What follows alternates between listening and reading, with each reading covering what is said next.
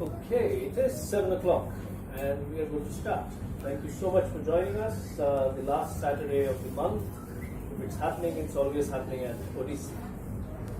Thank you, Odyssey, for helping us put together this series and a couple of other things that we do with them month on month for the last several years. Without their sponsorship, without their support, without Ashwin's leadership of all of this that you see, this series would not be possible. As we settle in, and I'm still seeing some people walk in, let me take a few minutes to introduce ourselves and why we do the series. There are some people here who are new, so those who are regulars, please bear with me as I do the introduction. So over there is Vani, my soulmate, and she and I are the Happiness Valas. We believe our life's purpose is inspiring happiness. We're going through a very difficult time in our life where for over a decade now, 11 years plus now, we have been dealing with a bankruptcy. So for the longest time, in this phase, we have been living without work or money at most times. And this phase taught us that no matter what, life can be faced. And it taught us that we can be happy despite our circumstances. So on the one side, we struggled and we continue to struggle to put our business back on track and become successful so we can climb out of our financial problems. But on the other side, we decided to be useful. We said, hey, we've learned so much from this dark phase in our life. How about sharing a lot of this with people around us? And that prompted me to write my book, Fall Like a Rose Petal, which came out in 2014. This is a story of our life, of the lessons we have learned to be happy and content while living without money. And the book, when it came out, completely changed our life. It made us look at life from a different perspective. We started getting invited to deliver talks. People started approaching us for perspectives and lessons on life itself, how to face a difficult situation in life. I was writing my blog, and many people reached out to me. I still write a blog where I share life lessons almost every day, and people reached out and shared their stories, and life suddenly became very, very meaningful. We retooled our business model, and the earlier company that we were running had gone bankrupt and therefore defunct. But we retooled our business model, and we now run a small boutique workplace happiness firm called AVIS Initiatives. And during this time, we also started public conversations like this one in the public realm, where we started inviting guests and explored their own journeys of finding happiness, meaning, and purpose in life. And it's been magical, I tell you. It's been 11 years. The first couple of years were spent in complete darkness, and the next couple of years were spent in trying to understand what we could do with this darkness. In the last 5-6 years, we have seen so much light from within us. And today happens to be the 99th conversation in a series of conversations that we've been doing for the last several years now, 5 years now. And the 100th conversation is coming up next month on 13th of April. So those of you who would like to be part of it, please do join us on 13th April. I'll talk about it when we close one more time. So it's been very, very, very meaningful. And this particular series, Bliss Catchers, was the first series that we started in January 2015. And this series primarily focuses on the philosophy of Joseph Campbell, the American author and ecologist. Campbell said that if you follow your bliss, doors will open, and only you will be able to see those doors. He said, when you follow your bliss, when you follow what you love doing in life, you're putting yourself on a track that always existed. And you find that track when you start connecting with the universal energy. And he said, when you are on the track, you come alive. Then the doors open. The others may see walls, but you see the doors open. And this has happened for Bhakmani and me time and again, and for all our guests that we bring in this series. Let me give you an example. Last time I talked about one of our Bliss catchers, Ramnath Chandrasekhar, and his journey. But today let me talk about another Bliss catcher, because I want to explain to you, what does coming alive really mean? What do you mean when you follow your bliss, you come alive? So this is a story of a Bliss catcher who was in our 2017 season in June. Her name is Liz Thornton. Liz walked out of an unhappy marriage and a completely boring, claustrophobic, devastating job, as she calls it, a corporate job. And she traveled for 90 days on a backpack, drawing on her PF savings, and covered 11 countries. When she came back, she was a different person. And she said, I can't go back and either find someone to live with or find a job to earn a living. So what did she do? She said she had never surfed in her life before, as in surfed the oceans. Okay? And she decided to go to Mahabalipuram and learn surfing. The first day that she was there, she found it amazing and she decided to stay there. So for the last few years, she's living in Mahabalipuram. She runs a small kitchen called Ellie's Kitchen, which is a cafe, and she lives a beautiful life. She works very hard for 10 months of the year. She cooks meals, she serves them herself, but come April and May, no matter what force on the earth prevents her, she takes off to travel the world. So in the year that she was on our show, I remember she went to New Zealand and Australia. Last year, she was traveling to Indonesia. And this year, for another reason, I was messaging her a couple of days ago, and she says, Avis, I'm so excited, I'm going to Goa, and I'm going to Nepal, and I'm going to Bhutan. And when is she leaving? Tomorrow, because it's March 31. And April and May, no matter how big the business is, it closes down, allowing her to travel. So her model of travel is, she travels and cooks meals for people in exchange for stay. And she funds herself that way. She says, life is so beautiful. I feel alive every single day. That's what feeling alive really is all about. That is what following your bliss is all about. I think we are all stuck in this definition that we must earn a living, we must save money, we must provide, and someday we should go do what we love doing. And all our bliss catchers repeatedly demolish that definition. And today, I think, if I counted right, we will be having bliss catchers number 92 and 93 this evening with us. So that's the number of people that have come forward month on month and demolished this thing. So the beauty of following your bliss is that you are happy despite the circumstances. The challenges may be there, but many times when you're not doing what you love doing and you're dealing with challenges, they become that much more difficult to deal with.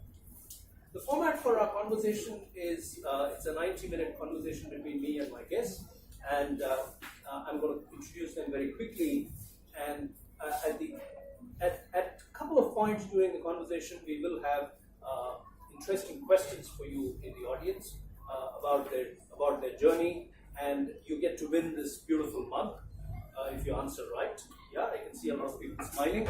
I'm told coffee tastes particularly very good. I haven't tried beer, but I'm sure it should taste as well, good as well. And then towards the end of the conversation, we will have a couple of questions from my guests to you, trivia questions. So if you answer that, you get to win the mugs. So all the way through till 8:30, we have 4 mugs going away this evening. That brings me to this evening's edition of Bliss Catchers, which is two of our wonderful, wonderful guests.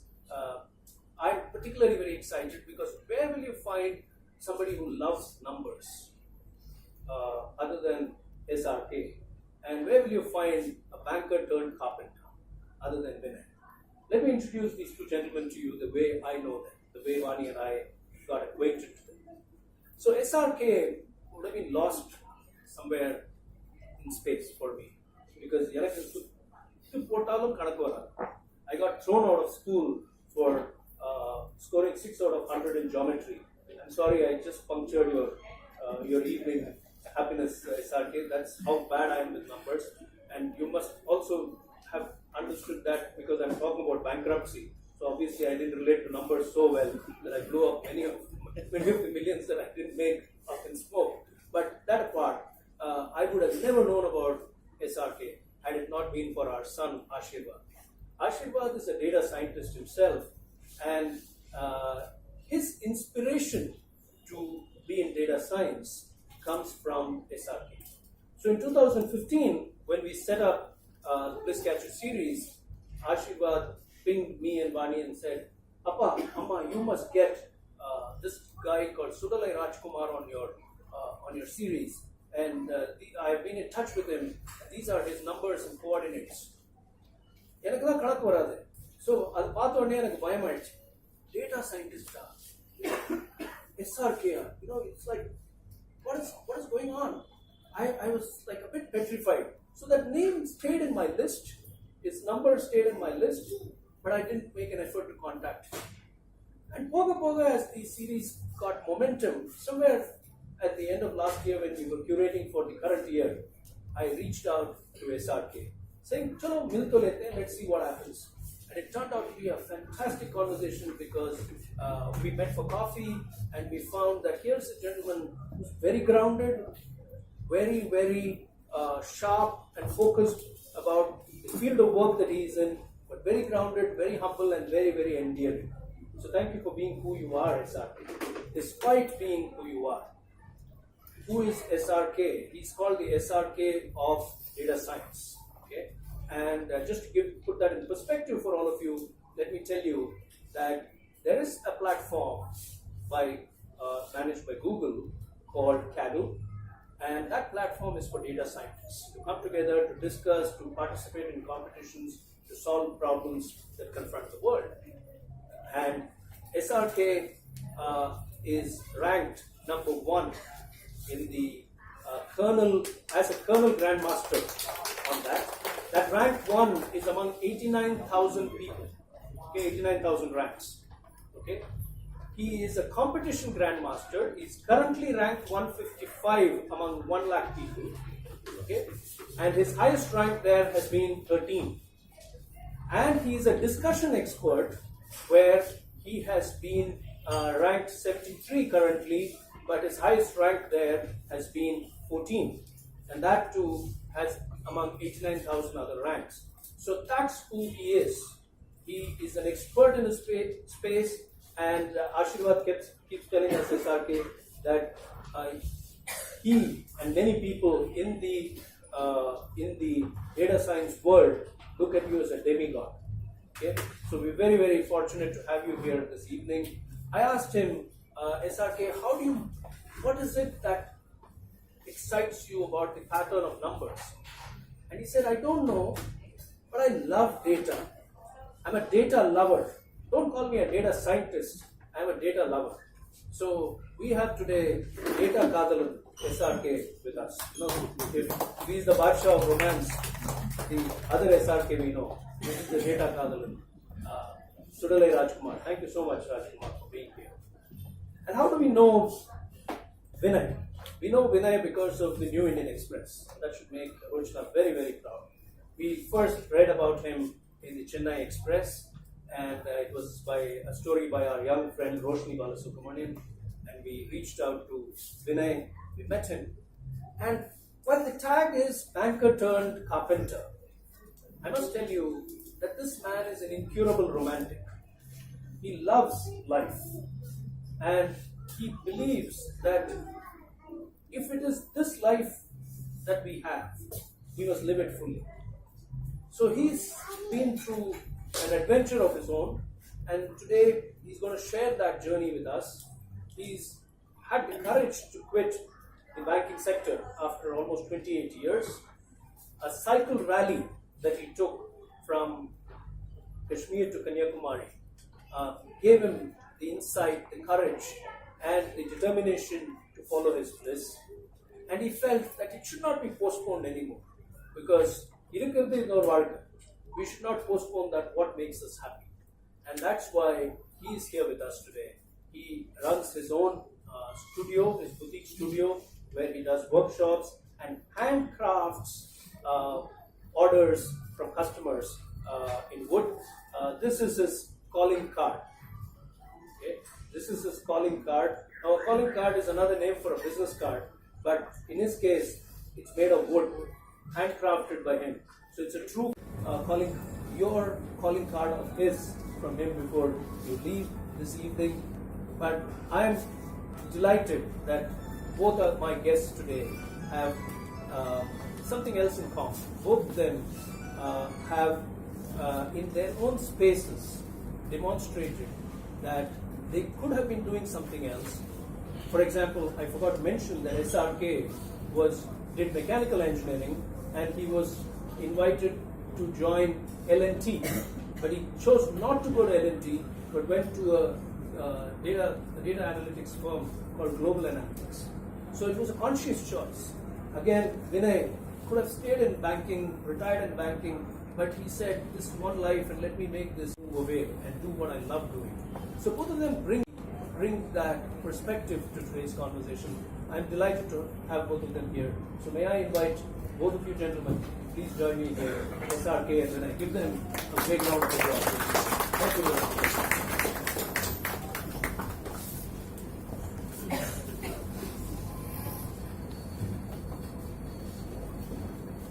There are your mics. Please pick them up and turn them on.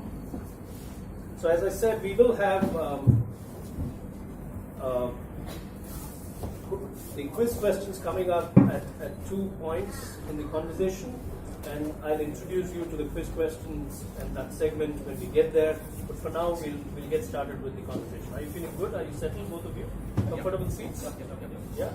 The only thing missing is beer, but we can make it without that for now. The bar stools always remind me of a different setting. So we'll make this, a bar stool conversation minus the beer. So thank you for joining us. Let's get started. Let me start with Vinay. Let me start my conversation with you.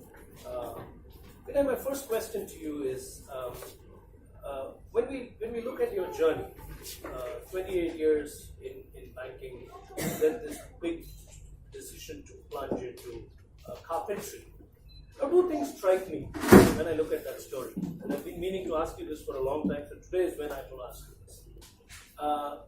What is it that's so magical about working with wood that excites you? It's very rare that we find somebody who's a banker who loves carpentry. Okay? And the other thing is you're extremely cool about being called a carpenter. In fact, you love being called a carpenter. So, that's also, again, something very, very rare. So what is this romance all about? What is this affair with wood?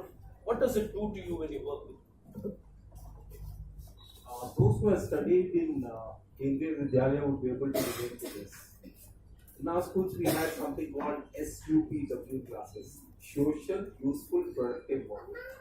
And we had 3 classes in a week. That is where probably my journey on skill-based learning had started. And from there, I picked up quite a few things, right from making a heater, to an alarm system, to conducting puppet shows. So all the learnings thanks to my early education.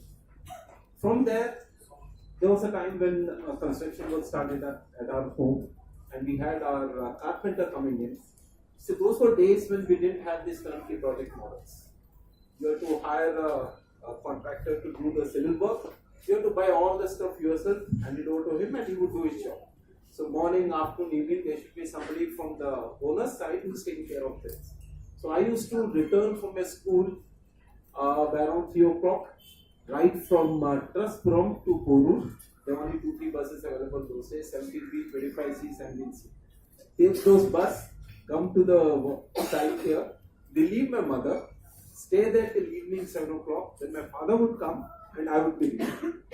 So during that time, I had a lot of time spent observing the various aspects of works happening there. Right from civil work to construction work and everything. Not that I learned any of them, but today, if you ask me to raise a wall, I can raise a wall. Minus the steel work. So from there, we started our furniture work at home. And I used to sit next to the carpenter, I think for nearly more than a year. Back from school, sit next to him, observe what he's doing, be his one-man support function. And from there, I picked up elements of how to create something. So finally, if you look at it, whoever does the work is an individual who is doing it. So there's nothing called a special skill in anything which happens in this world. I'm a firm believer of that. I may not be probably equal to XYZ in something, but it is something which I can do.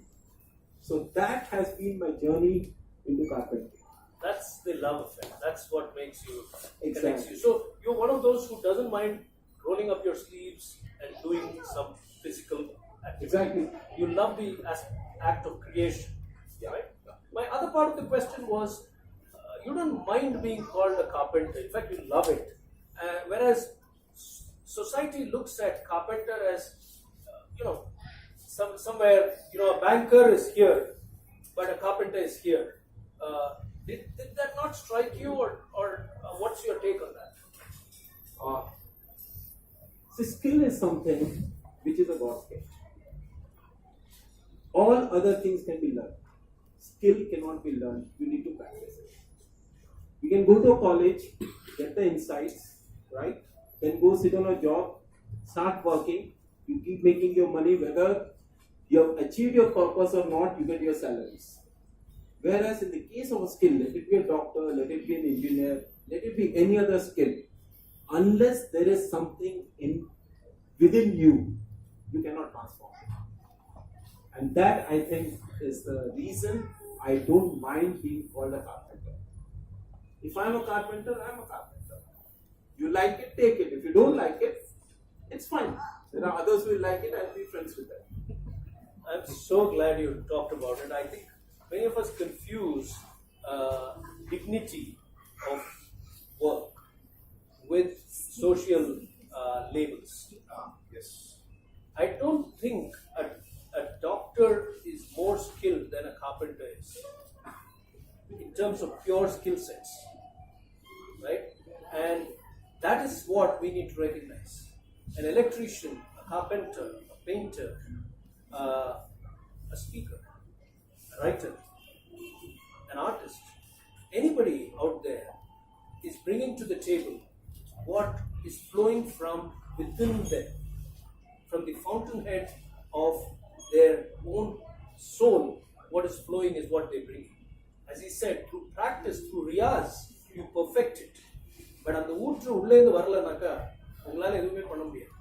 அது வரக்கூடிய அந்த நண்பர் carpenter இருந்தா என்ன, that's the point he's making. And when you do that, something like, and as we progress, I'm sure we'll touch upon it, something like carpentry in his case, or data science in his case, is something where you lose yourself, where you become immersed. And I'm sure, I talk about this to Vani all the time. She when she's cooking or when she's doing art, she's completely immersed. When I'm doing housekeeping, I love housekeeping. I love cleaning the surfaces at home, the toilets, the mirrors. I lose myself. Now, when you lose yourself in an activity, you become one with the universal energy at that time. And that is bliss. And there, bliss makes you walk 2 inches above the ground. There is great pride. There may be a lot of problems. There's great pride in doing that. That's what I'm picking up from what you just said. Do you agree with that? 100%. At this point, I want to add one more thing. I'm sorry I missed in the starting. It's a critical part of this journey. I left banking at my peak. So why it's important for people to know is, I've seen at least 9 out of 10 people in the after 45 leaving a job because of pressures. Not able to cope up with the current generation, so there was an indirect ease out. You'll always be surprised to know I quit in the year I got my promotion. From a vice president, I got promoted as senior vice president and 2 months as secretary. Why? It is important to do something you love. When you stop, you come out of the previous thing at a high. Otherwise, the rest of the journey is going to be very, very taxing if you leave it when you're not at your best. Okay, that's one thing I thought that's a beautiful point. I'm glad you brought it up. I'm going to pick on that a little, down the line as we talk about that decision point once again. But it's an important point. You quit when you're at a peak so that you can have the energy to immerse yourself in what you love doing at a high. That's the point he's making. Beautiful. Let's go to that point of 1982, was it, when you were about 11 years old and the carpenter was working in your newly new home which was being constructed. When you sit back today and you reflect on that moment, okay, what are the top 3 or 4 qualities or learnings that you picked up from the way he was working? Maybe his work ethic, maybe his skill and his craft, which you feel have had a great bearing on your choice today. See, the carpenter, the guy who had come to our place, was from some village in Madurai. And our house was the first place where he came to Chennai to work. So the biggest learning was, no matter which place you are in, if you have the skill, you will be sought for. And he came into Chennai sometime, I think he was around 25 years of age. And today, after some 25 odd years, he owns a house in Polu. Both his children are educated, both independent, and he continues to be a carpenter. He continues to make his door service. So that has been one major learning from him to me. Second thing, is always a one-man show. He did not go on to hire some 100 people to achieve what he was trying to achieve. He said, if you are looking for happiness, try to manage as much as is sufficient for you. So for that, very important is for us to have a self-assessment on whether we are a need-based family or a want-based family. Lovely. There's a difference. If you're a want-based family, your exit will be always 1 year ahead. So if we were talking today, you will say next year I'm going to quit. If you're talking in 2020, we will say in 2021 I'm going to quit. But if you're a need-based family, you're always deciding to quit. Shall I do it now? Shall I do it today? Am I late? So that is the other important learning which I got it looking at him the way he was managing himself. That's fantastic. Thank you for sharing that. I think I've talked about this before, but I'll say it nevertheless because it's striking me right now. The carpenter's model, and here the carpenter are 2 people. The carpenters are 2 people. One that he observed and the one that is sitting in front of us. The carpenter model is really the Tirupati Balaji model. No branches. Everyone comes there. Okay? You want to visit Tirupati Balaji, you want to have a darshan, you got to go there. There are no branches. Right? So you become a subject matter expert. And by becoming that subject matter expert, you draw the world to you. All of us start with the earning a living circle. There are 3 circles in life. The earning a living circle is what we are trained to get into. When our children are young, we say, Allah padi, so that you can get a job. Why? So that you can get a salary. So the earning a living circle is very important. The money circle. That's where all the concentration goes. But there's another circle, passion circle. And the third circle is world-class excellence. When all 3 circles converge, that is where your bliss lies. So in his case, the passion, in the original Carpenter story, passion and world-class excellence in their own universe, they are best. And so when you are that way, the earning a living circle kicks in on its own. And that will come only when you are proficient with your craft. And you can be proficient with your craft only when you start doing it. If you sit and imagine that I'm stuck in the earning a living circle, you'll never move forward. So fantastic. Thank you, Vinay, for bringing up this point and helping me share it. Let's move to SRK's story and get started on his journey. So SRK, na sonna madri, my distance with math makes me ask this first question. Adla enna sir maths la magic and beauty irukku? Why math? What is it that you find beautiful about the patterns of numbers that started you off on this journey? So right from your childhood to today. Thanks. Yeah. So basically, looking back and thinking back, I was drawn to math right from the early days. I don't know why or how. I don't have a clear answer even now. So, but the thing is, I always love to look at the numbers and see patterns in the numbers. So when I say math, it's not like a discrete math, like like a calculus or Python. So I was more drawn towards like pattern finding in numbers. Say if there are some numbers, if there are some numbers given, and if I want to find some patterns or something, so that's what I was kind of interested in. So which is more like involved in puzzles kind of thing. So given a question and you want to find some answers, there won't be a proper methodology of finding an answer to it. If I go through x plus y equal to z, so I will follow that formula and go to that final solution. That's not I used to. So I remember once I had a question, so I was attending some Olympiad or something. I don't have any proper math thing, but when I was attending that, I know the answer, but I don't know how to derive that. So I went from back and I went to the bus, so and then I derived that. So that's how it's kind of and generally and there also plays a very important role by my teachers in my early stages, because I used to stay back after school as well, asking them some problems, because I want to solve some mathematical problems through numbers, but I don't have any methodology as such. So I'll just ask them a problem, and then when they ask a question, I'll go back, sit through the classes. But my mind will be thinking about the problem. So the next day, I'll figure out the answer somehow. So yeah, so that's how it's been. So it's not describable. It's not describable in the truest sense. But yeah. there is some kind of a bonding there. So yeah, it's like a, yeah, as you say, it's more like a passion or like a bonding where I would love to do that. That's the reason I did that.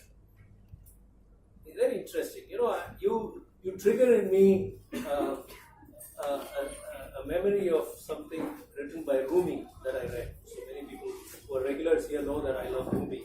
So Rumi, the Persian poet, says that there is an unseen presence we honor.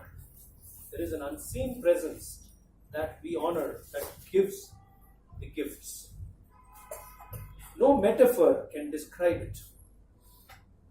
I can't stop pointing to its beauty. Every moment, every place is saying, put this design in your carpet. There is ஒரு சக்தி இருக்கு, அதை புரிஞ்சுக்க முடியல. And அதுதான் நம்மளுக்கு எல்லா உலகத்தையே create பண்ணிருக்கு. அந்த சக்தியுடைய அழகை என்னால புடிச்சுக்க முடியல. I can't stop pointing to it and saying it is here, it is here. Every moment, every place is saying, put this design in your carpet. உன் வாழ்க்கைக்குள்ள இதை புரிஞ்சுக்கோ, இந்த அழகை புரிஞ்சுக்கோ. So it's not something that you can put your hands around. You can't wrap your hands around it. It's something deep. It's something mystical, and that is what would prompt somebody like him to go backwards. I know the answer, but now let me logically arrive at a path to show the world that this is how the answer was arrived at. That's amazing. I once caught my son Ashirwad and his classmate a guy called Dhruv Ranganathan. Both of them were standing in front of the dining table in thin air. They were doing something.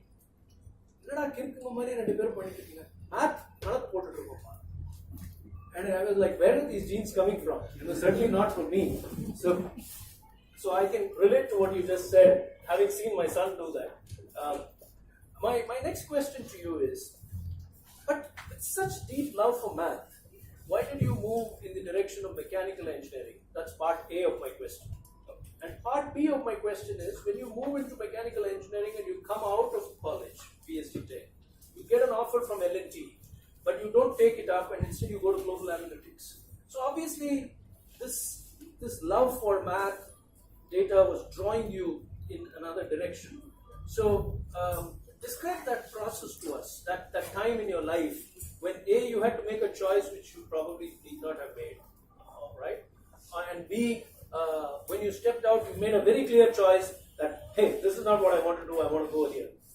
Sure. So basically, like, looking at, like, say, for the first point, so as you said, like, when I was out of my school, I had no choice, because, like, I don't know about now, but at least at that time, like, when you come out of college, if you do, like, say, math, physics, chemistry, you go to engineering. That's the only option we have. And, like, say, I mean, I shouldn't blame my parents even for that, because, like, I come from duty grade, so probably that's not much exposure there as well. So what they need, I mean, what they know is, like, say, if you have to get a good earning, I mean, they will, I mean, naturally go to engineering. So that's how I got into mechanical engineering. So even I was very young, so I had no idea, like, what to do, how life will be and all those things. So I was naturally drawn to the engineering, and I was doing mechanical engineering. So that's part A of the question. So, like, say, coming to part B, so that's a tricky question. So I got a couple of offers. So one is from L&T, and the second one is from Global Analytics. Yeah, and obviously I need to tell that, like, say, I also have a 9 CGPA in my mechanical engineering. Wow. So yeah, I mean, just to say that. So you are buddies. No, Chennai Master, you are buddies. The thing is, yeah, the reason I told that is, like, because it's not that I know mechanical engineering, but I can just read my books 3 days before the exam and I can still get an exam. That's how education system is. Okay, I don't want to blame it, but yeah, I'm just saying, like, it's not hard. So even if you see someone like who is very good at CGPA, it doesn't mean that I'm good at mechanical engineering. I scored 9 pointers, but I don't know anything even basic about mechanical engineering, to be very honest. So when I got a couple of offers, so I was thinking, like, say, okay, so anyhow, it doesn't matter, because, like, say, even I don't know anything in the, like, mechanical engineering, and, like, say, this is a new field and it looks very interesting, because when I researched about, say, analytics, so it's not even called data science or machine learning or artificial intelligence. So I got to know, like, say, okay, so people will generally look for, data. I mean, it's more related to data, and, like, people will look at numbers and do something from the numbers, and, like, say, and the main reason was, like, say, the interview was very interesting, because all they asked me was only pursuits and, like, attitude and such kind of questions. So I was kind of more drawn towards the interview process in the first place, because, like, say, I loved the interview in the first place rather than the L&T interview. So I thought, okay, so probably, like, and thankfully the L&T's joining date was about, like, say, 1-2 months after the global analytics joining date. So I thought probably I should go explore, like, in these 2 months and see, like, if that really is good, and, like, say, if it really is interesting me, then probably I'll stay there. And that's how I joined global analytics, and then, like, say, I mean, at first I was put into software engineering, but then, like, I look for the works that the other people are doing in the analytics team, like, say, how, so it's a more of a finance domain, so, like, say, how they use data to come up with several decisions. So I got interested in it, and I stayed there. That was the time when you encountered, or you were introduced to Kaggle as well, right? You got 2013, around that time is when, right, you connected with Kaggle as a platform. That's right, yeah, right? So your initial job was not the kind of job that you wanted at Global Analytics, but you used that time to learn more about that space, and you dabbled with Kaggle and you saw how you felt there. and the platform and the problems that they came up with. So yeah, so one thing is like say, in order to equip myself or like say understand more about how analytics and like say, since I'm from a different field, so I went through some of the online MOOC courses kind of thing, like say Coursera kind of thing. So there are several online courses from which I learned the theory part of it. So but I never had any chance to actually like say work on practically to use all those things. So everything was just going above my head and like say I don't know like whether people really do use all these things in real life or not. So I was just looking for a platform where I could use all these concepts and like say do something useful and like say learn in that way. So that's how like I got introduced to the world of Kaggle. That's how the world of Kaggle happened. So I think what we need to understand here is in the context of Following Your Bliss, his journey is that he had the proficiency from a GPA point of view in mechanical engineering, but he had the clarity that this is not what he would end up doing because he's A, good at it, or B, that he loved it. I think many times you may not know what you want in life, but you surely do know what you don't want in life. And if you make that one simple choice, then by process of elimination, you will arrive at what you want to do in life. So that's something that I'm picking up from his journey. The other is, so when you don't lean in the direction of what you don't want to do and move in the direction of what you want to do, even if the opportunity is not well laid out, it's not exactly SRK's cup of tea, okay, or set of problems, let's call it, okay, data science problems. But the fact is that there was a silent pull. There was something that was drawing you to explore through Coursera courses or later on with Kaggle as a platform, right? So that silent pull is magical there. You experience it and all of us experience it. The silent pull is there on all of us. It's like a law of nature. It will draw you into its fold. Rumi again says this very beautifully. He says, allow yourself to be drawn silently by the strange pull of what you love doing. That's strange, he says. And so he just allowed himself to be drawn. So there is Kaggle. Let me see what is there. Let me go and peep in there. And that's how the doors open. And that's perhaps what, if he had not done that, he wouldn't be sitting here with us today. So there is a very big learning there. Thank you for sharing that. I have more questions for you. Sure. And we need to talk a little bit about data science itself as a space so everyone gets a handle. But we'll go to the questions in just a bit. I'm watching the time here and it's time for our midway quiz segment. Okay? So this midway quiz segment will win 2 people these mugs. Okay? And anybody can answer. There are no restrictions except on a specific question like the question that I'm going to ask on SRK. I wouldn't like his family to answer this question. Okay? So please don't, if you're a member of the family, don't answer the question, but anybody else can try. If you've been listening in very intently, this should be a sitter. Connect SRK, Sunalai Rajkumar, to Mindtree, the company that is in the news right now. Yeah, L&T takeover of L&T has taken over. So what is the connection? Yeah, he had an offer with L&T. Absolutely right. You got the answer right. What is your name? Ambal Adekala. Ambal Adekalam, please come forward. Ambal, thank you. So, SRK, avarku kudunga. Now the question ellarku thirumbi vilakkama solren. SRK also said no to L&T. Mindtree is also intent on saying no to L&T. That's the question.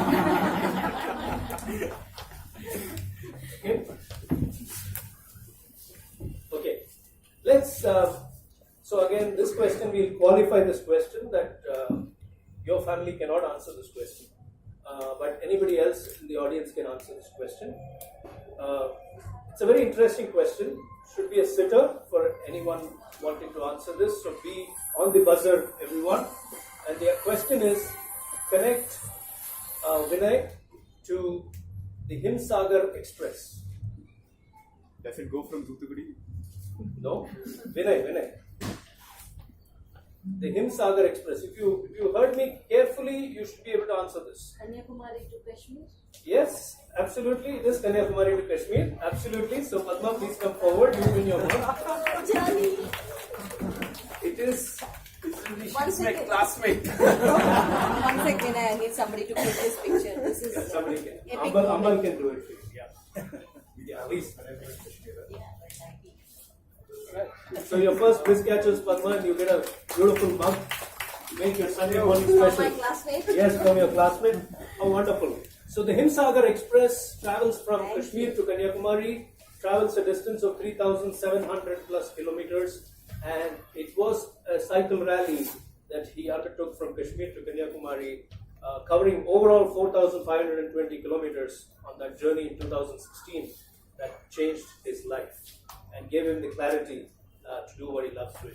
So thank you so much. We're going to come back with 2 more quiz questions for you at the end of our conversation. So meanwhile, we'll continue with the conversation. Vinay, let's come back to your journey. So at some time, we almost lost you in the world of banking. Okay? Obviously, lost you as a carpenter in the world of banking. But sometime in 98, 2000, that's what you told us when we met at Starbucks, you made a very important decision to quit the rat race, and you chose to come out and set up a small entrepreneurial venture which made wooden aquarium stands. Am I right? And then after that foray, you went back to your corporate job. So my question is, what was the driver at that time to quit the banking job? A. B. What did that entrepreneurial experience teach you about you? And C. Why did you choose to go back? Why did you not, persist with that journey? At some point in time, when you are successful in your career, an offer comes to you which is irresistible. Okay? And that offer, incidentally, is not the right offer.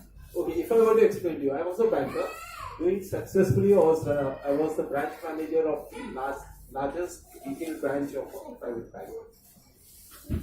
And one day I got a call from the HR of a company, software company, saying, we have done our checks on you. You have been hired to head our Middle division for a banking product. So you're hearing this at the age of around 32. You are successful, and they say, we have hired you. And I was in a nationalist bank prior to that, and then I moved to the private bank. So you feel in the job market, people calling you and saying, come and take my job. I said, let me go try what it is. So I went there, met him up. He just threw an offer letter. So I was reading it. So the salary hike was 3.85 to 7.5. No interview, nothing. Through the offer letter. So just reading it, he thought I wasn't able to take a decision. He said, Vinay, it becomes 8.2. Instantly, next 2 minutes, the offer became 8.3. So they must have done their homework. So why should I break my head? I accepted it. But that was one of my biggest mistakes in my life. Within 10 days, I realized it's not my cup of tea. A retail banker cannot succeed in a wholesale sales job. It was a banking product wherein you need to go to banks. How many banks were there these days? 10, 5, 10, 20, 30 banks. You will go sell a product which has to be priced at something on 20, 30, 40 crores. So I realized not my cup of tea. Within 1 week I realized it. I went to my boss and said, kids, no job in hand. My elder son was 3 years, the younger was around 2 years. I said, I'm quitting this. Why don't you take the operations job? We had the functional expert role available. I said, I came for a retail sales position. I've failed in that. I can't accept and I can't succeed. I can't live with that thing that I didn't succeed in the role I was selected. I said, I'm quitting. I quit my job, came back to Chennai. 2 kids, 0 savings, nothing. Parents were there, they had the house, everything. But I had nothing on me. What do? I had an aquarium at home in Delhi. So I said, okay, let me make aquariums. And that's how my journey for aquarium started. I said, I have to be different again. So then I had a lot of liking for pine wood. So I started making aquarium covers and stands using pine wood. And that journey continues even today. All my furniture today is made up of pine. I have a lot of liking to that, so I do that. But why did you leave that and go back to the corporate sector? Yes. Okay. Around a year I did that. I was doing successfully. I had 4 people working for me. I had my wooden brochure lying in every aquarium shop in Chennai. So any person walking to the shop saying I want a stand, my designs would be shown and I would get an order. Bang over the phone, and within 3 days book got delivered. And one fine day, my mother picks up a phone from a consultant. There's a job in another private sector bank, would you be interested? And the usual pressures, come what may, we can't see you doing all this carpentry woodwork. Please apply, you need not join, but at least go for the interview and come. So went for the interview, and it so happened I had already worked in that bank before. So the guy, it was the same boss, he started shouting at me. He said, well, you didn't come to me the moment you quit from Bombay in Delhi.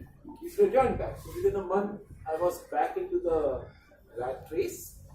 And I had overtaken all those colleagues who continued to work in the organization. The 1 year gap was covered within 6 months. So I got a fast track promotion, and then I overtook them in salary and my position again. But you enjoyed that 1 year when you worked on your business? Exactly. I enjoyed it so much that I had already created inroads in that market. Pinewood in aquarium business was not there. Even today it is not there. But what I started then, today few of them are trying to make in their own limited, I would say, exposure and interest. But that journey, I think, always lingered in my mind, because after 4 years, I started talking in my house about quitting. So we'll come to that. We'll come to that. That's my next question. But what I'm wanting to amplify here is that there are no right decisions or wrong decisions in life. We have to understand. At every point in life, there will be a crossroad. There will be 2 ways ahead of us. And each way will take us to an event, to an experience, and to a learning. Now, you can always say that, I wish I had taken the other road. You can always say that. But what's the use? You can only travel on 1 road at a time. You can't travel on 2 roads at the same time. So, the best way to look at life is the way he's able to laugh at it right now. I'm sure it must have had his own upheavals, and his own thoughts might have been tossing up and down. But today he's able to look back on that experience and say it was a very, very rewarding, enriching experience. And I'm going to ask you my next question. So you go back to the banking space, and then almost 15 years later, you quit and you go on the cycle rally that gives you a completely different perspective of life, right? So my question is, what changed in those 15 years? And you're actually beginning to say that no, around the 4th, 5th year itself, I was reaching to come back. So what finally helped you decide that, hey, let me quit? And why did you go on that cycle rally? And what did that rally teach you about it? Cycle rally was something which was part of my fitness journey. I moved to Bombay to head a particular couple of divisions there. So as part of that, I had a lot of free time. I didn't move my family to Bombay.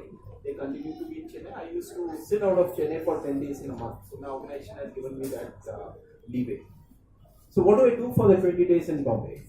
So I started on trekking, started on marathon running, and one 5-day cycle. So, but of all the 3, something which gave lasting satisfaction was only cycling. You could sit on your cycle, just go in any direction, and believe me, all your thoughts will get nullified, and you are on the road. That's it. Nothing else. Even today, after nearly 9 years of cycling, I find the same bliss when I'm on myself. So since that journey had started for nearly 6 years before I did the quits, there was an opportunity which came my way to participate in a group. This was a cycle rally initiated by Rotary, one of the Rotary clubs in Chennai, and they were celebrating 100 years of Rotary and wanted to link it up with some social cause. the cost being Swachh Bharat. So I found it interesting, but I realized that I don't have 1 month to spare. What do I do? So then I decided I will pay. Wow. Very courageous. See, for taking any decision, there has to be a point, right? I just can't. I wasn't able to convince my parents saying that I want to go to. I want to pitch. What am I going to do? I'm going to start carpentry. Not that convincing. So it's still a slightly close-knit family where, for certain decision, I listen to my parents. Okay, so I couldn't take that call. But the moment this cycle rally thing got formalized, I decided I'm going to use this as the And so the cycle rally gave you that important platform where you could detach from the banking career. exactly. So this is something very important. The cycle rally is his story. In all our lives, that pit stop will come, that invitation will come, that cycle rally will come. And again, we have two choices. Either we can go on that cycle rally, metaphorically, or not. And if you go, there are different outcomes. If you don't go, there are different outcomes. That's when you have to realize the value of that metaphorical cycle rally. This is like climbing on the wall of your life and being a fly to your life. Have you ever tried it? Sit quietly in one place and climb on the wall of your life. Okay, so this is your life, and this is your wall. Climb on it, become a fly, and observe your life. And ask yourself, this is what is happening in my life. What are the decisions that I should take? It's a very important private conversation. And if you have activities like he said about the cycle rally, where all the thoughts go out of your mind and you're just on the road, that's called immersion. That's called losing yourself. If you have that, then your idea of being a witness to your life has worked. There, whatever decision you take there will never let you know. I have experienced it because the inner voice does not use words, but the inner voice always leads you in the right direction. We all know how to listen to our inner voice, we don't listen to it. That's the truth. So thank you for sharing that.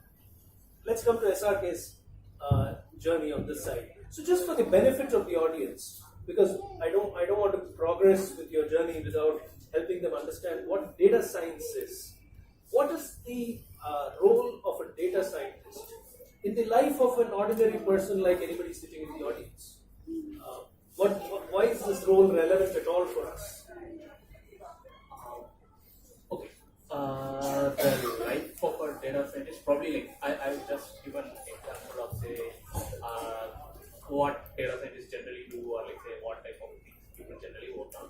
Say suppose and how it is related. Say for example, say like if you're planning to, I mean say if I'm planning to come to Udupi from my home, so when I look outside, I see that the sky is sunny, so the temperature is quite high. So I know, okay, so at this like say weather conditions, it won't rain, and like I'll just come out. And if I think like it's very cloudy and like the winds there are no winds, so probably like I think that there will be wind. But how do I know all these things? Because like say through all my experience on the data point, so from what we have collected, our human mind knows like actually like okay, so if the conditions are like this, then probably it will rain or it won't rain kind of thing. So that's how exactly data science works as well. So basically it works based on the data. So if we have all these historical data of all these different information, so captured at some place. So as a data scientist, we will build some models. Models are nothing but some mathematical formulas on top of it. So which will help us make those predictions. So which we human beings like say can do for like simple things by our inherent nature. So for more complex things, so like say if it involves hundreds of different parameters or variables, then like that's what data scientists deal with in most of their day-to-day life. So can a data scientist, for example, take something like taking your own example of rainfall. Take rainfall over the last 50 to 100 years and predict with certain hope of accuracy about how things are going to pan out? That's right. Yeah. So, but say like so that would involve a lot more other parameters as well. Say not just like probably the number of trees in the city, or like say the number of cars in the city. So even whatever things that could be related to the rainfall. So if we have the information on all those things put together, so we could potentially build a very strong mathematical model which data scientists use to solve. So using that, the predictions can be made. So this could be applicable for different scenarios. So like say even when we go to Amazon, we know we see that the person who has purchased this also, the recommendations that come out there. It's a work of a database. So if we go to LinkedIn, like say or Facebook or any social media platform, so all these friend suggestions that come up. So that's you do data science because like through the data So take available data and using theories of probability and maths to come up with some business solutions that's useful both for the businesses as well as for the people. Interesting. So if I get unwanted friend suggestions, I must blame a data scientist. That's it. Okay. No, I was just kidding. Yeah, that's absolutely true. Okay. Let me ask you. So how did you? What was your journey like to get into the space of data science, self-taught to the most extent, doing programs online, and becoming this grandmaster on Kaggle, right? How was that journey? Tell us about that journey. What kind of problems did you specifically have to crack? Some of the examples if you can give us. Yeah. Okay. So basically, like say in the day-to-day job, so it was more like a financial institution. So ultimately, I end up building, like say, some same kind of models again and again and again. So it was kind of boring, I would say, because like say I didn't get a chance to work on multiple different problems and like say what other things people are working on. So that's how I started this Kaggle and like say, also for the learning experience. So actually, this rainfall prediction which you are talking, so that was a competition on Kaggle as well. So oh, really? Okay, interesting. Competition on Kaggle, like where myself and one more friend, like we partnered together and solved that problem. So that's that. I mean, in that problem we got second place, if I remember correctly. So wow. So that was one of the problems. So and like say there were multiple different problems of it. Okay, so I solved around 100 plus different problems from different domains. I heard you did something on diabetic retinopathy. Is that? That's right. So basically, like say, using the images of the retinal scan, so like identify whether the person has a diabetic retinopathy or not. So you wrote a formula that could predict that. Oh, okay. So yeah, not really a simple formula, but yes, a program or a code like multiple lines that actually cracked it. So it's not like a. It's not A plus. Yeah, because since it's more complex, so we need to do it. So how did you manage this? What was your feeling when you are keeping a day job? You have a family to run, and you have the pulls and pressures of living in a large city and going to work, coming back, commute, and all that. How did you create the time? And what was the kind of experience you had when you were solving these problems or writing these formulas, these complex formulas? So exactly. So I would just relate to him. So it's about the emotion, I would say again. So basically, like say when I just go and solve the problem, so I the time just flies on. So I don't even count on like how much time does it take. Generally, like so it's more like I go back to my childhood days of like say immersing on the problem and trying to find an answer for the problem. So like say what is the answer? So that's the. So what happens to your wife or your family at that time? Don't they ask you? You can't obviously sit in the office and work on all this, right? So you probably take these problems home and work at home, or you sit in a quiet place. So what happens to your wife in those times? So yeah, initially like I was not married, so that's when I started. But then later on, so thankfully I got a gap, like when she went to her hometown for like say, I have a twin, so say like she went there for, and it was twin, so she was there for about like say more than a year. So I got a nice break during the trip to some country. Rajeshwari, I hope she's somewhere here. She's with the kids, so I'm sure she's going to, you're going to have a different problem to solve after this question.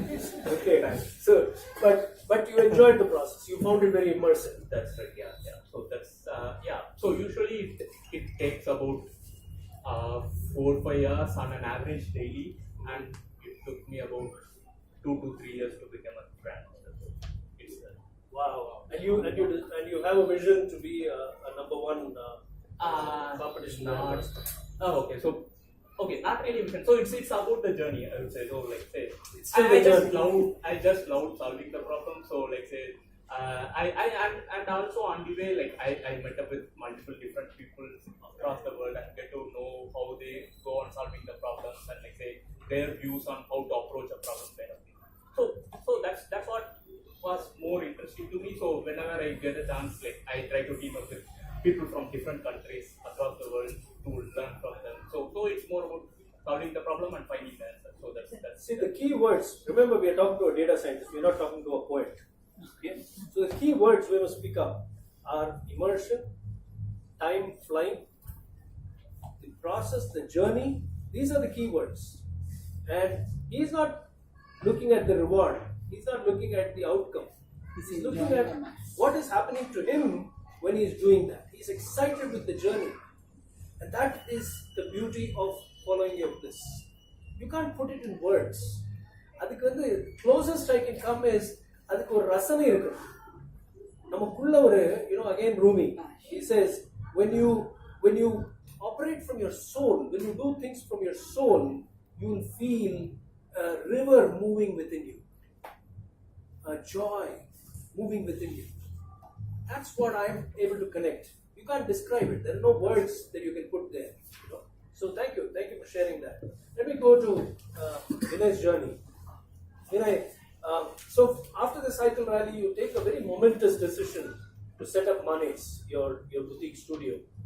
Now, as much as Manes is a passionate endeavor, okay, we'll come to that part in a bit. But first, let me ask you, how do you convince your family that, hey, let's go do this? There must have been some practical conversations. How much money is there? How much money can be brought to the table every month?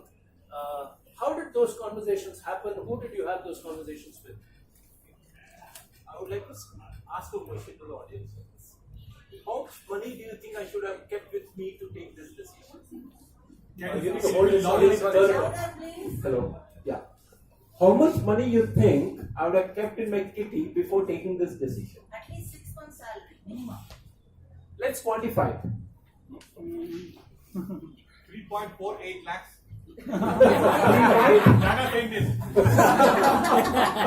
So you think a 4 lakhs is sufficient to take a decision like this? At least for 1 year you can go on. Some expenses, some bills can be paid. Okay. Any other? Or 1 crore. Okay. Yeah. 1 crore. See again, why I ask this question is every individual's needs and wants are different. I may have a monthly expense, fixed expense of 50k. Another person may have 10k. Both may be leading a similar lifestyle, but one person is good at managing his finances, other is not. So the biggest decision you need to take is, under your given circumstances, what decision I took, under my way of living, how much money I needed. How much money was there in the bank? How many days I could sustain, allowing my family to lead the same life they were leading or probably slightly lesser. So these were the calls. Allow me to ask my wife to answer this question, why it's important. Then you'll get to know that it was a joint call. It isn't a call which I took and everybody followed suit. There's Meena here, Vinay's wife. So wonderful, Meena. Please go ahead. Yes. As Vinay already said, we had a discussion with our 2 sons and we started to live need basis. Still we have a car, we go for outings, movies, everything, and still we are more happy than what we are before. And we do a lot of social service, everything. But still, everything goes smoothly. Need basis. Need basis. Fantastic. What I'm picking up, and I'm glad you invited Meena to speak. This is the power of honest conversations, of involving the family in the process. And I come from a world of the corporate sector where there is a vision statement, there is a value statement, there are organizational goals listed out. How often do we do this in a family? We need to have a family vision. We need to have a family happiness quotient. We need to have values guiding our choices. That can come only when partners, companions sit down together, involve children, and take a decision. Sometimes you may not get a buy-in, but I think all of us are pretty good salespeople. So you keep working on that and try to get it out.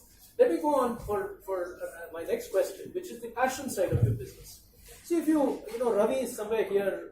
Ravi, where are you? Yeah, there's Ravi. Ravi is, somebody who met Vinay. He messaged me and he said, "Your next guest, I'd like to meet him." So he went and met Vinay recently and explored his workshops, what he can learn from Vinay as a carpenter. So I have found in following Vinay closely that his work, there's a lot of passion in it, and whether it is what he creates for his customers, he creates it himself, he delivers it himself.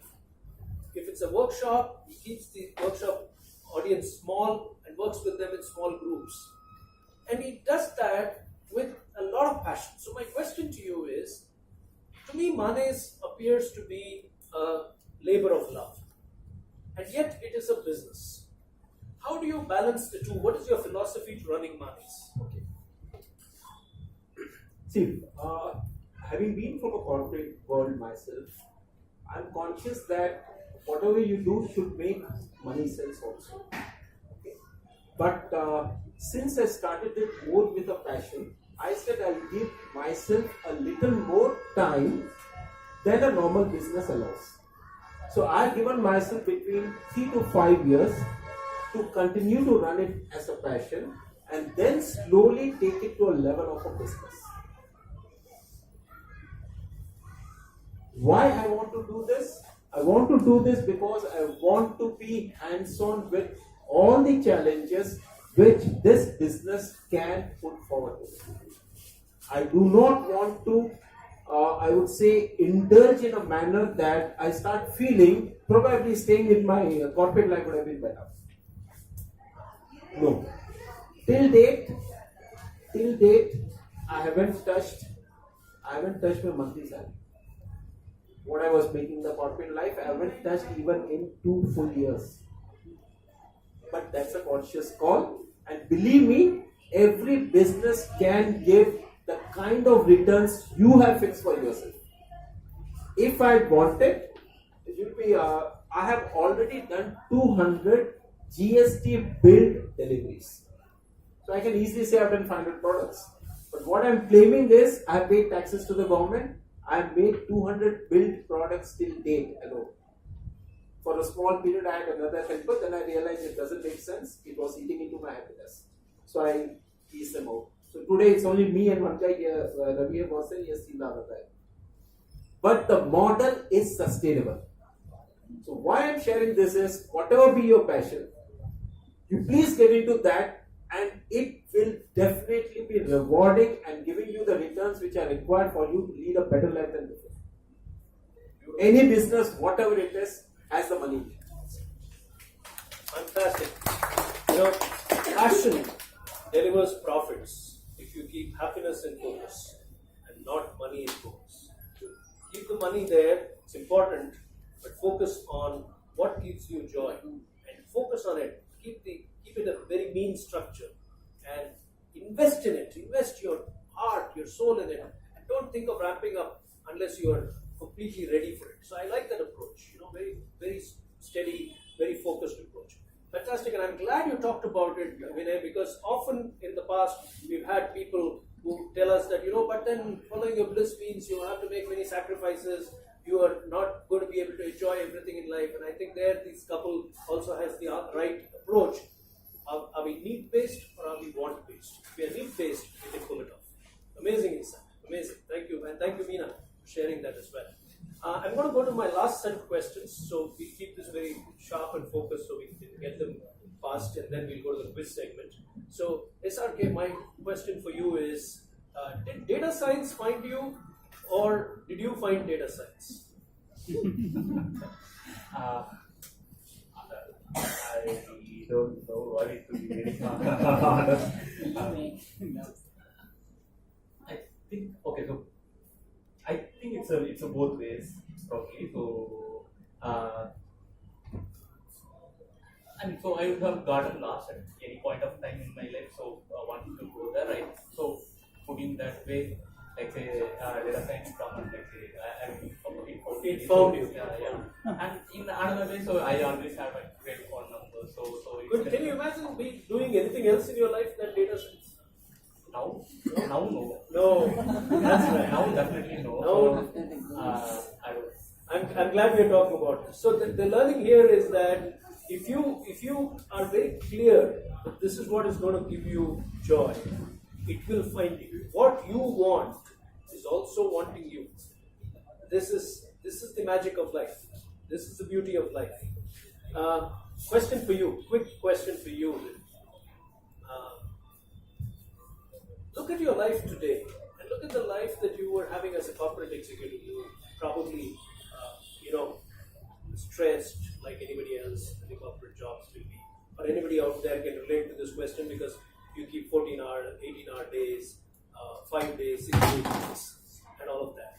But what is surprising is, despite being almost a single person operation, your boutique studio, Mane's, you have time for cycling, you have time for cooking, you have time for doing all the interesting things which Meena talked about as a family. So, what's the secret here? What happens when you follow your bliss? Bliss itself is the reason and start of it. See, for example, last 2 days I was working on something, a delivery which needs to be completed. So it involved packing and other stuff. Just it's 3 days since I did something. And since morning I had to visit a laser cutting guy to complete some pending work. And I realized even today I haven't made anything. I had come back at 1, I went to my workshop, finished one book stand in 3 hours. Normally I sleep in the afternoon, today I didn't go for sleep because I had to get ready to come here. So in 3 hours I finished one product, give the relief, and then I said, okay, I have done my business. So that is what doing things which you love to do brings. Tomorrow I am going to go on a cycle ride again. There is a set of doctors from a hospital who have asked me to help them organize a ride. I've been doing this for the past 3 Sundays. So tomorrow morning I will be there by 5 o'clock. After everybody finishes by around 9:30, I'll be back home. It's a 6 days a week has been tight. Tomorrow I'll go cycling, evening I may do something else. But I'm again ready next day. And I think this journey wasn't possible in the corporate life for me. I don't know, many might be enjoying it, many still enjoy corporate life. I have no regrets about that aspect of life because, to be very frank, it is the 28 years of corporate life which gave me the financial stability to take this decision. The difference is how early you are able to take the decision. Could I have taken this decision 5 years ahead? As I said, I took a decision once when I didn't have money. But after 5 years, the moment I started making this conscious call, I said, now let me start saving. So next 5 years, I was on a saving spree. You'll be surprised. I was saving 28% of my basic pay as PF. The maximum permitted by law. To fund this part. Basically to fund my savings. Right. Beautiful. So the big takeaway there is that happiness, bliss, works. It works big time. What is, we often talk about high performance in sport, we talk about high performance in corporate life, in working life, but have you ever thought about high performance in life? It is a limited period offer, it's going to perish soon, you don't know when it is going to perish. What are you doing with your life right now?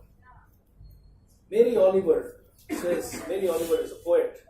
She says, listen, you're breathing just a little and you're calling it a life. So high performance in life is to know what gives you joy and go do it, and to know what doesn't give you joy and not do it. So when you are clear about what gives you joy, there are many items on your to-do list get deprioritized. And only the items that give you joy get prioritized. That's how you pack more fun, more life into life. That's what I'm picking up from you, Vinay. Thank you. And my last question for you, SRK, is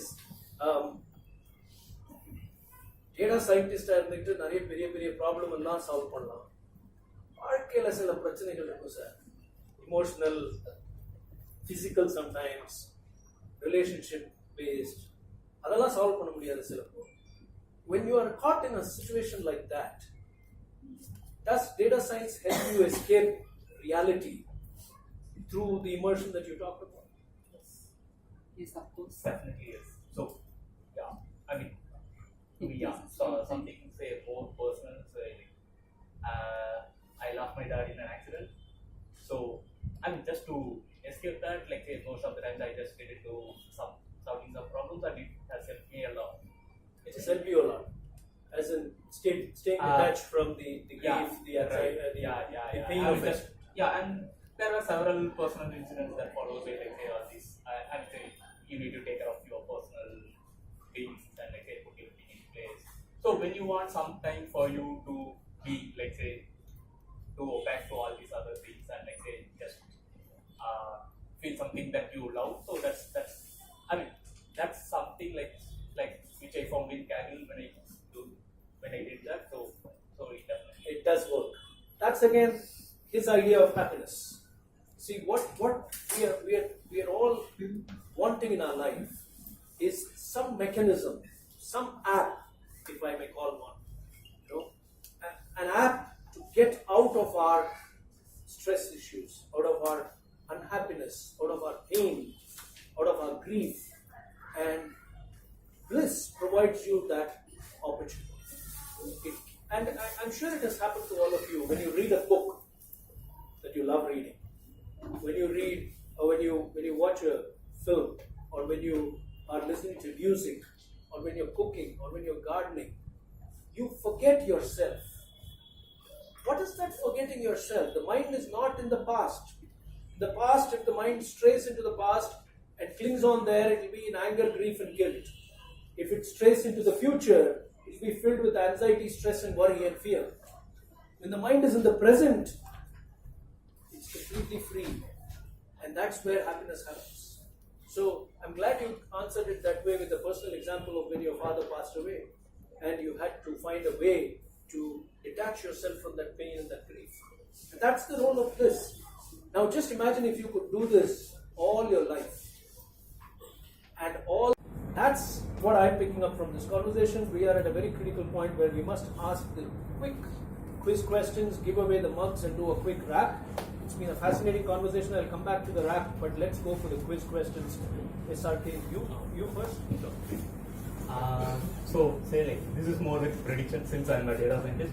So say in 2010 during Football World Cup there was an octopus which got most of the predictions right. So what is the name of that octopus? Paul, yes. Yes, come forward. What a jump, Ramnath. So Ramnath is a bliss catcher also. He's a conservation educator.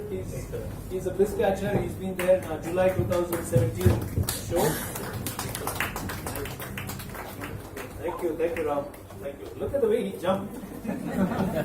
Paul. So the answer is Paul. Paul was the octopus that predicted all the results right. Yeah. Most of them right. Okay. All of it right. All of it right. All of it right. Okay. Is that right? Vinay, your question, please. So it will be a little practical question. Do you think making furniture is easy or difficult? Neither, because if you have a passion, it's easy. It's difficult. What kind of difficult? I feel very easy. So this is a subjective question. If you enjoy doing it, Choice it is out easy. there. I need an answer for that. Easy? Why? You know what you're going to do and you love doing it, then it must be easy. Only if you don't know how to do something, you find it difficult. And also you involve yourself. That's what I said. If you have a passion, it will be So very who are you easy. giving it to? Wait. The gentleman. It is easy because easy chair is made out of furniture. Thank you, Ramesh. Chandramani, please come forward. So you're giving it to Chandramani. Okay, why I asked this question was primarily after this Anas conversation. What I want each of you to go back home with is, next time there is a need to make a furniture, you should say, I am going to try to make it. Okay. And reality is, it is that easy. Is it, sir? That's nice. It is Thank that you. Okay, fantastic. We come to that point where we have to give our two Bliss catchers their trophies, their coveted trophies. So, may I first give away the trophy to SRK here?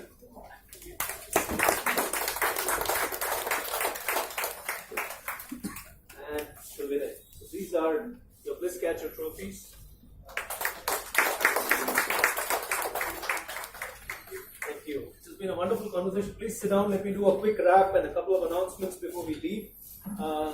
So, what am I picking up from this conversation? I'm picking up that whether it's the science of data or the science of carpentry, the science of bliss is more powerful. Both the science, as in science, SCIENCE, or SIGNS, either way, it's beautiful. And Mary Oliver, again, I lean on her tonight. She's a poet who passed away in January, and she's said this very beautifully. I don't want to ever end up simply having visited this planet.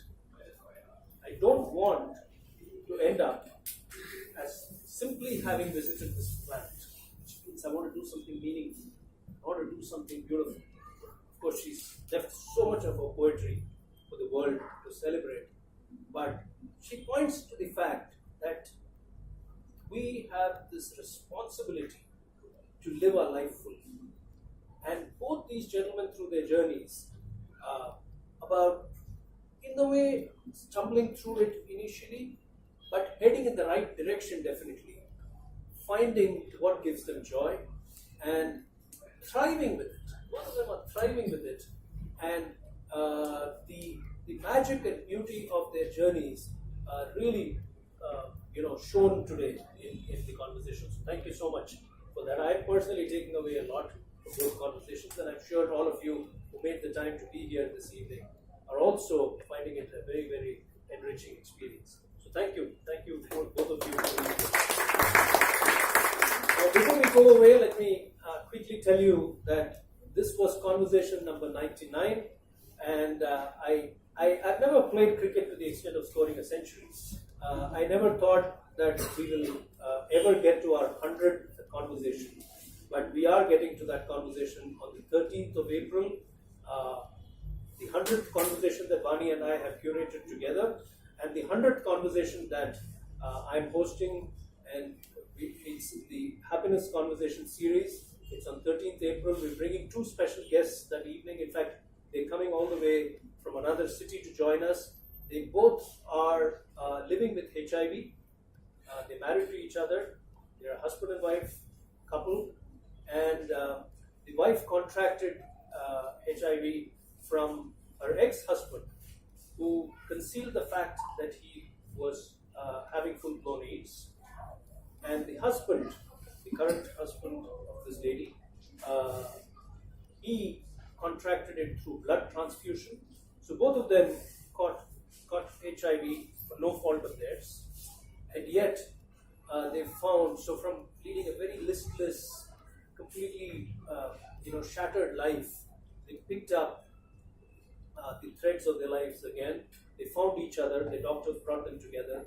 They found each other. So it's a beautiful story of love, meaning, hope, while living with HIV. So Manu and Karthik are our guests on 13th of April. Vani and I will be in conversation with them, and it's AVIS 100, my 100th conversation. So please do be there and see you all. Have a wonderful evening. and enjoy the CSK match coming up tomorrow. We will win.